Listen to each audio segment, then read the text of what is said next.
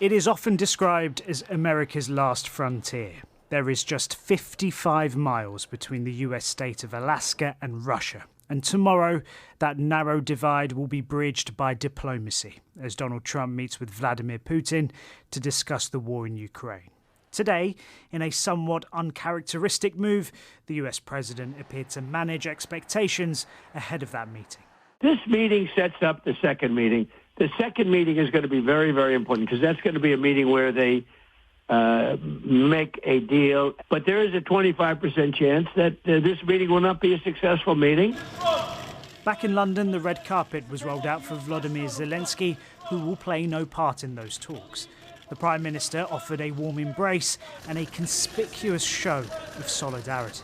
We're just going to have a coffee outside. This footage, released by the Ukrainian leader online, was designed to send a clear message of unwavering diplomatic support.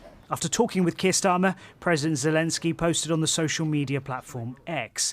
He said, "We discussed expectations for the meeting in Alaska and possible prospects. We also discussed in considerable detail the security guarantees that can make peace truly durable." The Russian offensive continues, as does Ukraine's defence.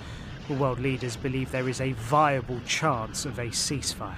Trump and Putin have met before, most recently at the G20 in 2019. 6 years on, and the Russian president appeared slightly optimistic today about the upcoming talks. The current American administration is making, in my opinion, quite energetic and sincere efforts to stop the fighting, end the crisis, and reach agreements that are of interest to all parties involved in this conflict. But take that with a pinch of salt. This former Foreign Secretary says it takes more than just a meeting for a deal to be done. Normally when you have a summit meeting of two heads of state, whatever the importance of the issue, a lot of preparatory work goes into that before they ever meet. All the groundwork is done by their deputies, by the diplomats. We've not had any of that.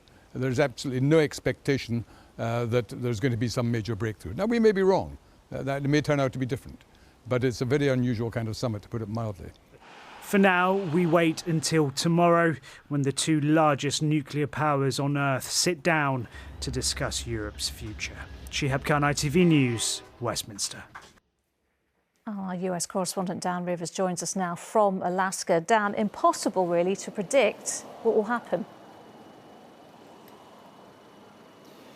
It really is difficult, Lucrezia. Yeah, I mean, as you heard Malcolm Rifkin saying there, you know, the normal way that these high-level summits are done is there's a huge amount of preparation work done by teams on both sides, as it were, who will kind of forge the kind of roadmap of what they want to achieve. And then when the kind of principals, the heads of state turn up, it's really a kind of rubber stamp for something that's already being kind of thrashed out by the lower level officials. In this case, it's the sort of complete reverse, really.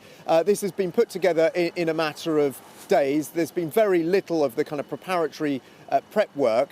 And so we're kind of entering an unknown zone, really, diplomatically. President Trump has sort of already, as you heard in Shihab's report, kind of laid the groundwork for, you know, he's being bullish about this, but realistic as well. I think it's looking you know, a tall order to get an immediate ceasefire. They are hoping perhaps they can get some sort of breakthrough, but I think what's more likely and what's more hoped is that they can open the door for more meetings here and a meeting specifically between President Zelenskyy and President Putin as well.